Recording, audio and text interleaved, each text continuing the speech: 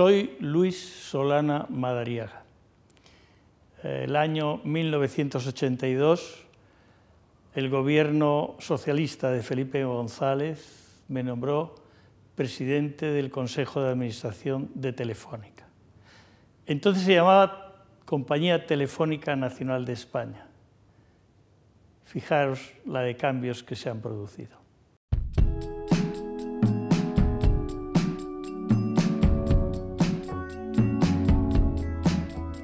Yo fui presidente de Telefónica un año histórico en España, el año 1982. Ahí me nombran presidente de Telefónica de España. En 1982 la historia de España dio un vuelco brutal. Es que hubo un gobierno socialista. Era la primera vez que había un presidente del gobierno socialista desde la República.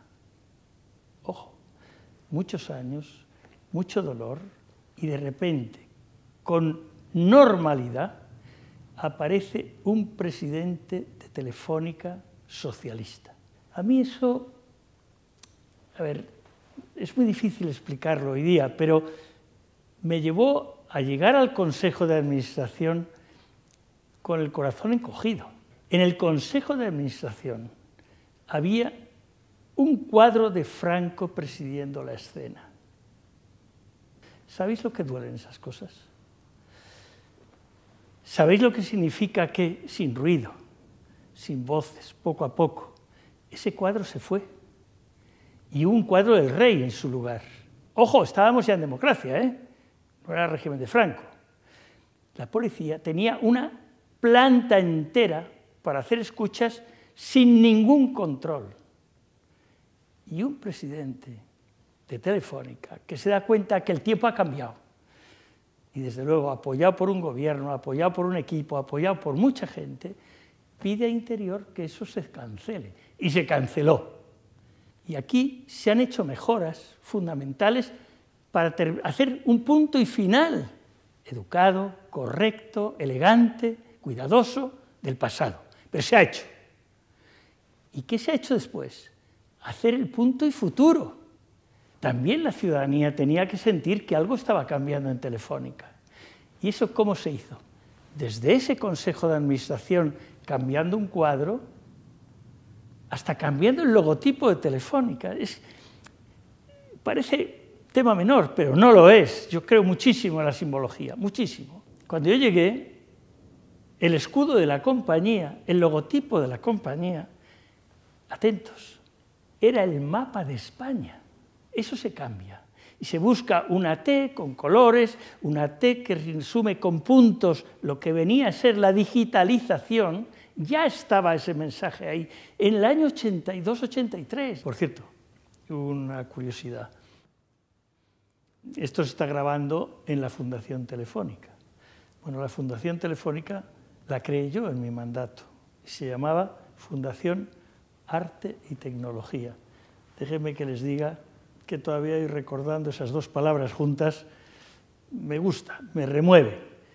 Qué bonito que una empresa privada, siempre ha sido privada Telefónica, se ilusionase con mezclar arte y tecnología. ¿Pero qué soy la Fundación Telefónica? Una pieza clave para entender que Telefónica entiende a la sociedad, pero ya no solo de España, de América, de Europa. Está globalizándose el esfuerzo de cultura y tecnología que en aquel momento un grupo de gente en Telefónica intentamos hacer. Hace unos días, donde de verdad se manda en Telefónica, que no es en este edificio, sino que es en Las Tablas, en el Distrito C, se celebró el 25 aniversario de la creación de Telefónica I+D. Coinciden las fechas, ¿verdad? Eso también se hizo en mi época. En mi época se empezó todo y no se terminó nada. En mi época se apuntó casi todo y no se cerró nada. Todo lo han hecho mis sucesores.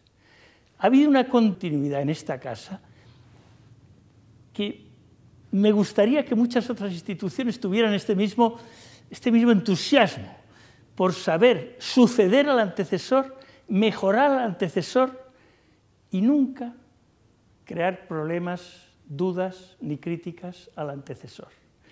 Eso es un activo de Telefónica que yo no lo he encontrado en muchos sitios y me permite ser y estar muy orgulloso de esto.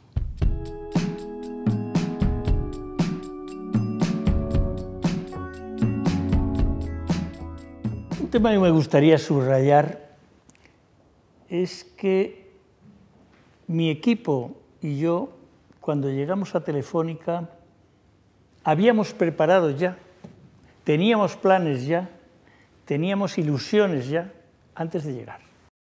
En aquella época, casi todo el mundo tenía una preparación. Atentos, uso preparación. Incluso para llegar a Telefónica. Es que yo estaba en una comisión, yo era portavoz de defensa, nada que ver, pero estaba también en la Comisión de Tecnología y Telecomunicaciones del Congreso de los Diputados. Ahí se hablaba de qué se tendría que hacer en la industria española, qué se tendría que hacer, y todo giraba en torno a qué se podría hacer con y desde Telefónica. Es decir, ya había unas ilusiones en mucha gente. Bueno, no dejo de creer que tuve una suerte infinita en que el presidente González comentó, dado que el patrimonio del Estado tenía en aquel momento una mayoría absoluta en el accionariado de Telefónica, por favor, no olvidarse, era privada. Digo porque esto va a dar lugar a muchas consecuencias que tuvimos la ocasión de utilizar. Atentos, era privada. Pero había una mayoría y había un consejo y había un accionariado. ¿Qué tenía la mayoría? El Estado. La Dirección General del Patrimonio dijo, nos gusta Luis Solana Madariaga para presidente, y efectivamente el Consejo lo votó. Déjenme una anécdota. Para darse cuenta, estoy convencido que son todo cosas muy nimias y hoy mucho más. Pero hombre, a lo mejor ayudan a entender cómo era España, cómo se consiguió cambiar España y cómo Telefónica pudo ser una pieza clave. Por ejemplo, en el Consejo de Administración había un consejero que se llamaba Pablo Garnica. Bueno, Pablo Garnica era presidente del Banco Español de Crédito. Bueno, una institución en aquel momento, no sé cómo decirles, la número 1 de España, de poderío y de todo. Yo entré a tomar posesión de mi puesto de consejero con traje de pana. Gracioso. En aquel momento la gracia tenía la justa. Felipe González daba los mítines con traje de pana y yo tomé posesión de la primera empresa de presidencia, de la primera empresa de España con traje de pana.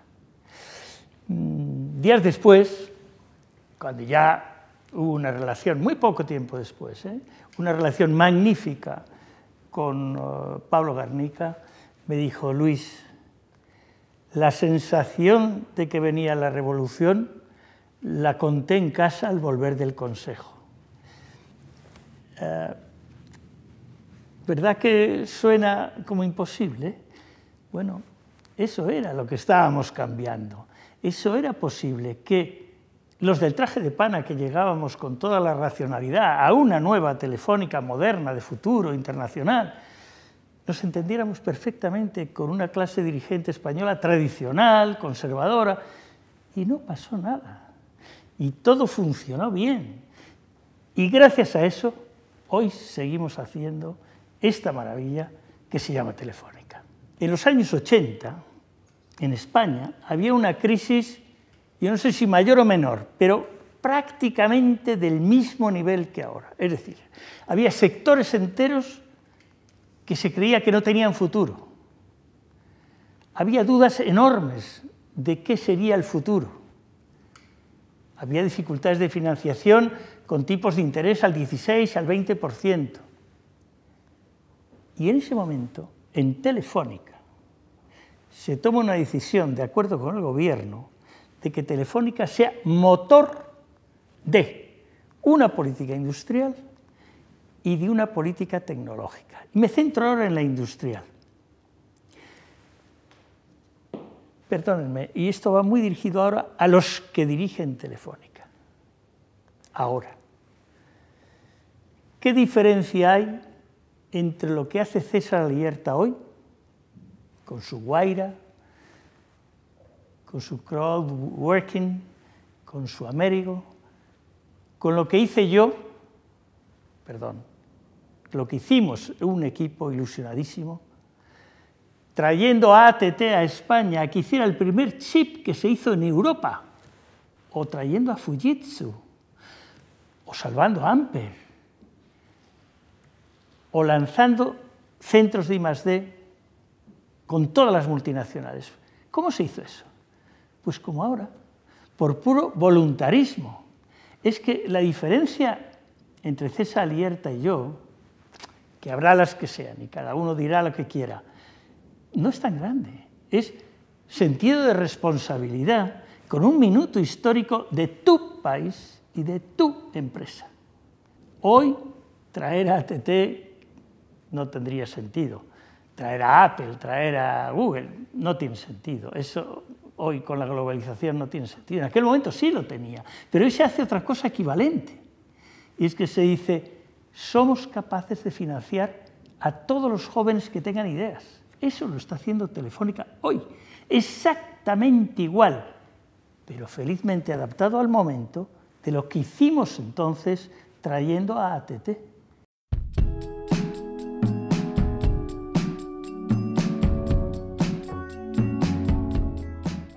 Hay un punto que me gustaría resaltar. Cuando yo llego a la presidencia de Telefónica, y ya venía de atrás, Telefónica es la única empresa de telecomunicaciones privada en Europa.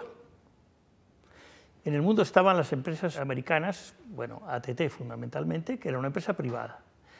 Pero en Europa, ningún país más que España tenía una empresa privada de telecomunicaciones. Ya lo sé, el Estado tenía mayoría, sí, de acuerdo. Pero era una sociedad anónima que cotizaba en bolsa. Esto no pasaba en ninguna parte más que en Estados Unidos. Todos los países europeos desarrollados, mucho más desarrollados que España, tenían una telefónica que era parte del Estado, incluso una Dirección General de Telecomunicaciones. El equipo que yo tuve la suerte de presidir analizó el tema y se planteó, un momento, se están empezando a privatizar muchas empresas de telecomunicaciones nacionalizadas en América Latina. ¿Y por qué no nos planteamos ir y comprar parte de esas privatizaciones? Fijaos que en aquel momento la palabra globalización no existía, no se usaba, pero sí se incorporó al lenguaje de Telefónica la palabra internacionalización. Quizá no sepáis que hasta que Margaret Thatcher privatizó el sistema británico de telecomunicaciones, solo Telefónica de España era capaz de presentarse a concursos de privatización en América Latina. Las demás eran empresas americanas, pues no sé, Bell South, ATT, no sé.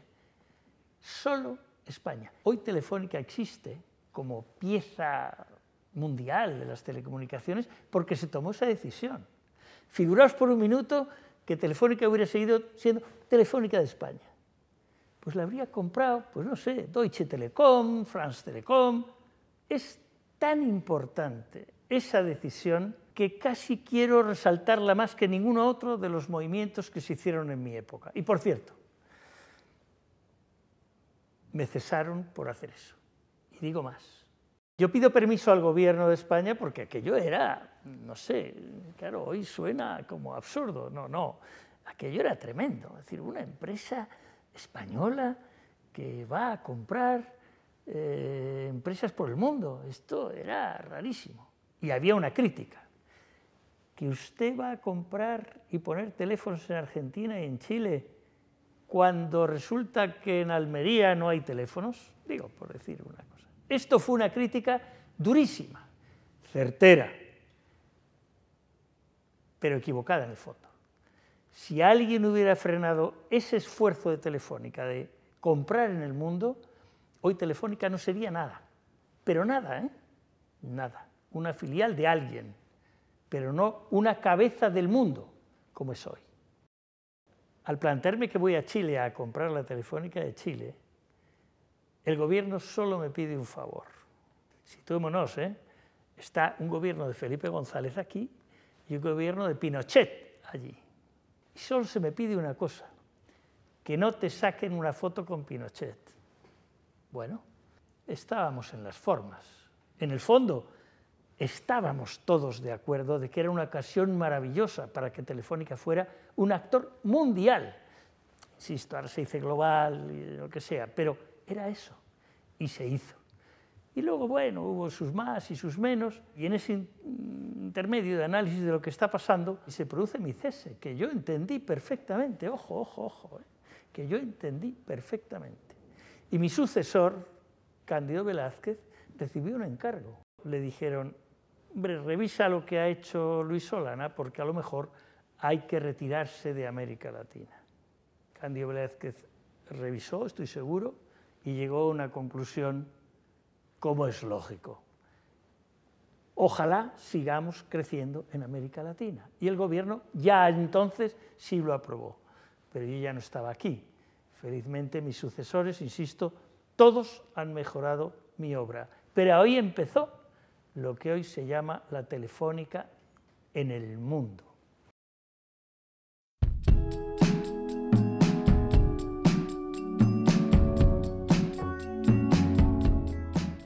La verdad es que si quisiéramos encontrar un hecho diferencial clarísimo para definir Telefónica, ese sería su ambición, sus ganas, su dedicación, su obsesión por la tecnología. En este Museo de las Telecomunicaciones de la Fundación Telefónica hay algo que me toca muy de cerca, que es un sistema TESIS, que fue, yo creo, de los modelos más ambiciosos de transmisión de datos que ha tenido Telefónica en años que, bueno, ahora resultan prehistóricos. En esa época se inventa un proyecto que todavía supervive, que todavía existe, que todavía juega un papel importantísimo, que es Telefónica I+D. ¿Qué significa eso? Que cuando I+D yo creo que nadie entendía qué significaba. Telefónica ya montó unos laboratorios, recuerdo muy bien, a la salida de la carretera de Madrid hacia el aeropuerto, que llamaban la atención, ponía Telefónica I+D. Y recuerdo gente que preguntaba, ¿y eso de I+D qué quiere decir? Figuraos ahora el cambio que ha significado, que el que no hace I+D sabe que está muerto. Bueno, pues Telefónica ya tenía esto en su idea, en su escala, en su organigrama estaba. Pero eso ha ido a más. Y ahora no solo es que tiene un I+D, es que lanza el apoyo a todo aquel joven, mayor, que tiene ideas para desarrollar las telecomunicaciones en cualquier campo, en cualquier cosa, porque hoy nadie sabe qué es el futuro. Pero si no intentas definir el futuro, no estarás mañana vivo, no estarás en el mundo de los negocios. Eso es lo atractivo de este momento, de los esfuerzos como Crowdworking, como Wayra, como Amerigo, como Talentum. Todo esto son esfuerzos con Telefónica I+D naturalmente también, para poder llegar a tener en todo el mundo donde Telefónica está, tener piezas que definan el futuro, para nosotros como Telefónica, para Telefónica como empresa clave y para todos los demás, porque hoy día es impensable no compartir la tecnología. Es un aspecto muy novedoso, que en mi época no existía. Había el gusto de cerrar, no, ahora no. Ahora el gusto es por abrir, y eso Telefónica lo entiende, eso Telefónica lo practica, y hombre, y hablar así en un museo de decenas de años de desarrollo tecnológico, pues da moral. El futuro es nuestro.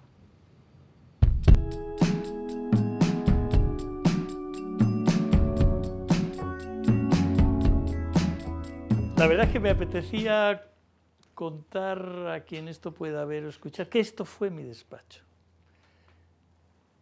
cuando me nombran presidente de Telefónica, este es el despacho de la presidencia de Telefónica. Y lo digo y lo subrayo por una razón. Ya sé que no está mal, no me puedo quejar, pero era siempre un despacho pequeño. Tenía la gracia de que conectaba con el Consejo de Administración, pero no era el despacho más grande. El despacho más grande era el del consejero delegado. ¿Por qué? Porque históricamente el puesto de presidente, yo creo que hasta que me nombran a mí, era un puesto, bueno, un regalo a un exministro de Franco, un personaje, etc. Pero el que mandaba de verdad era el consejero delegado. Desde mi llegada a la presidencia esto cambia absolutamente, absolutamente, y en el tiempo sigue siendo parejo. Los presidentes en Telefónica, no nos engañemos, mandan muchísimo. Es verdad que en mi tiempo se inician muchas cosas que van a marcar el futuro de Telefónica y el presente de Telefónica. Es verdad que prácticamente yo no termino ninguna, lo han hecho todos mis sucesores, que son los que tienen el mérito, pero se empezaron aquí.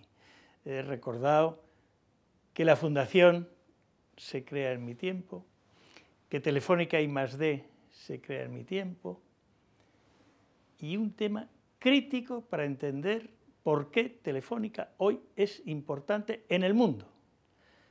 Porque en mi época se empieza a comprender que hay que internacionalizar Telefónica. Entonces la palabra globalización no se usaba, pero internacionalización se entendía muy bien.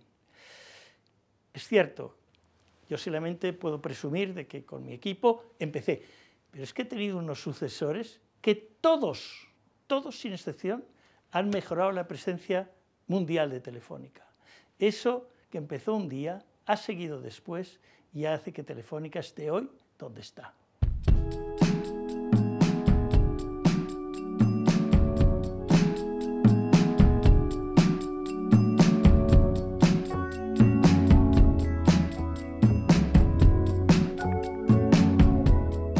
Si usted no es nada y ni nadie que tenga que ver con Telefónica, quizá a partir de hoy va a prestar más atención a todo lo que significa para España y para medio mundo el bien hacer de Telefónica.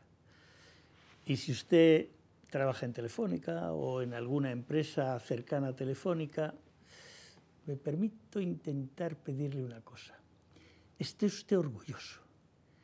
Esta casa ha hecho cosas, hizo cosas y hará cosas muy importantes para todos los países. A mí me gustaría desde aquí recordar que aquí, en este entorno, hay telefónicos en el Reino Unido, los hay en Alemania, los hay en Colombia, los hay en Chile, los hay en Argentina, los hay naturalmente en España.